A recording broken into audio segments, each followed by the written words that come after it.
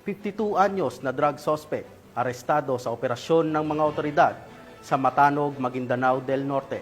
Patrol Woman Judy Ann Alibo, ibalita mo. Arestado ng Matanog PNP ang isang drug suspect matapos mahulihan ng hinihinalang shabu sa Matanog, Maguindanao del Norte nito lamang ika-24 ng Oktubre taong kasalukuyan. Kinilala ni Police Captain Junior S. Abas, Chief of Police ng Matanog MPS ang suspect na si alias Rick, 52 anyos na residente ng naturang lugar. Naresto ang suspect matapos maaktuhan ng mga pulis na nagsasagawa ng iligal na aktibidad na droga.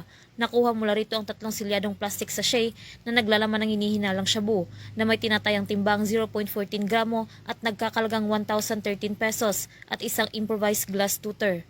Sa ngayon, ang suspect ay nasa kustudiya ng Matanog MPS at nakatakdang sampahan ng kasong paglabag sa Republic Act 9165 ang Comprehensive Dangerous Drugs Act of 2002.